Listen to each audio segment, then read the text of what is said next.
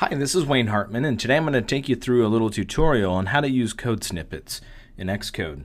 Code snippets are a feature of Xcode that get very little attention as far as what developers know how to use them and whatnot. You use them all the time and you didn't even know it. But today we're going to show you how to create your own code snippets to enhance your productivity as an iOS developer. Now, we use code snippets all the time, as I mentioned. For example, when you're doing a for loop, you have these little shortcuts for, faster enumeration, or we just did the other one for a standard for loop, and it automatically pre-populates a set of code with some fill-ins. Well, little did you know, there are a whole bunch of these little shortcuts built into Xcode. So if you come over here, you go to the code snippet library, and this contains a list of all the built-in code snippets that exist in Xcode. Now, we use a bunch like the for loop, do while, enumerations, type defs, those sorts of things. But you can also create your own, and that's what I'm going to show you how to do today. So a very common thing is, for example, you have a view controller where you may have a table view delegate and data source.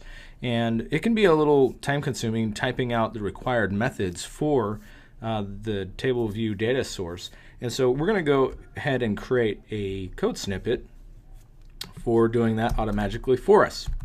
Now, by default, we need to do a couple of things for table view data source. For example, we need to do the table view self-row at index path.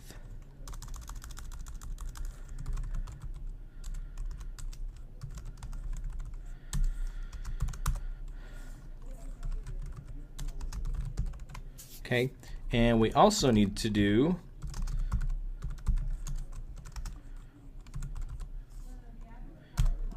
the number of rows and sections. That is required when you're doing table view data source. So what we're going to do is we're going to select this code right here, and we're going to click and drag it and drop it into the code snippet library. And immediately we get this little pop-up that shows us what we can call our code snippet. So we're going to do UI table view data source, and we're going to do a completion shortcut, and this is really important. This is the set of text that you're going to type that's going to autocomplete that piece of code for you.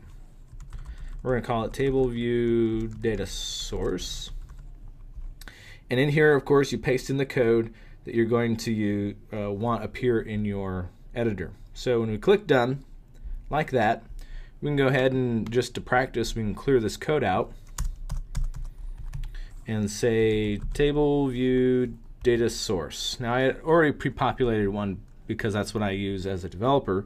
So I'll just hit that, and kaboom, I've got all the code that we just set for our code snippet, and it's available for us to use now. So every time you need to be able to do the required methods for a table view data source, you got it right there.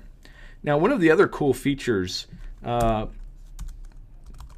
remember when we did the for loop, we were able to pre-populate it with a set of values, these little values that we can toggle in between.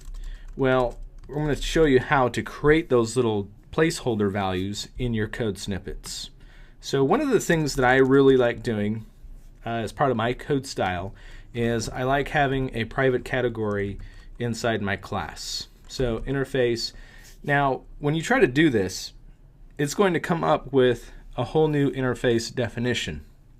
We don't want to define a new interface, we want to declare a new one, but we don't have a code completion for that. So we can go through and we're going to just wipe all that out and CS view controller, like so, and now we have our private interface. But the thing is, if we create a code snippet for this, I don't want CS view controller to be what gets put in every time I do this code snippet. So I actually want a little placeholder there. And how we do that is you got to do a special set of markup like so. You just surround it with these angle brackets and the pounds, and you select all that, and we'll drag that in, and we'll create a new code snippet here, private interface, and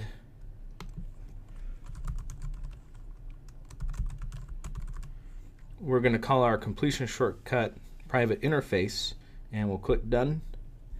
And now when we come into here and say private interface, we'll get that automatic code completion, and then we just type the name of our class, CS view controller, and we're done. Okay, so just to review, to create little placeholders when you're creating your snippets, use the angle and pound sign to designate that this is going to be a placeholder value, and then when people use your snippet or you use your own snippet, you'll be able to tab straight to that placeholder value and fill in the correct value for what you're doing. Okay, well, that ends our short little tutorial on code snippets. All right, so with nothing more, we'll just sign off and we'll catch you next time.